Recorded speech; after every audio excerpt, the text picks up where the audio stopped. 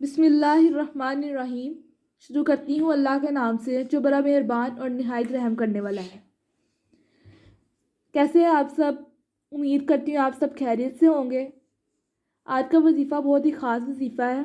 आप लोग के दिल की जो दुआ है, जो भी दिल की मुराद है जायज़, उस मुराद को पूरा करने के लिए। वजीफ़ा शुरू करने से पहले आप मेरे चैनल को सब्सक्राइब कर दें और मेरी वीडियोज़ को लाइक कर दें। वजीफ़े की तरफ चलते हैं। सबसे पहले मैं आप लोगों को ये कह दूं, जब आप लोग वजीफ़ा शुरू करते हैं तो यकीन से वजीफ़ा शुरू किया करें। यकीन से किया करें, यकीन से दुआ मांगा करें। दिल से दुआ मांगेंगे तो ज़रूर कबूल होगी। तो वजीफ़ा शुरू करते हैं। आज का वजीफ़ा दिल की दुआ, दिल की जायज़ मुराद पूरी करने के लिए है।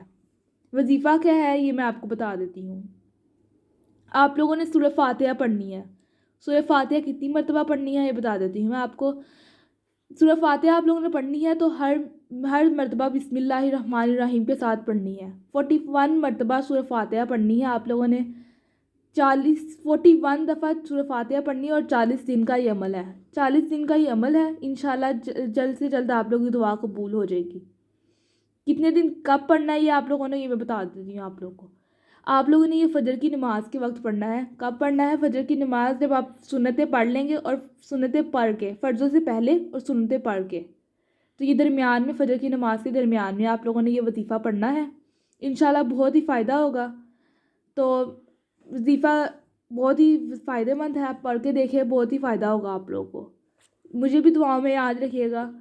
और आप लोग पूछते थे कि वज़ाइफ़ की इजाज़त है कि नहीं है, तो मैं आप लोग बता देती हूँ कि वज़ाइफ़ की इजाज़त आम है। आप लोग दिल से पढ़ सकते हैं आप लोग ये वजीफ़े। तो आप लोग पढ़ें और मुझे दुआओं में याद रखिएगा।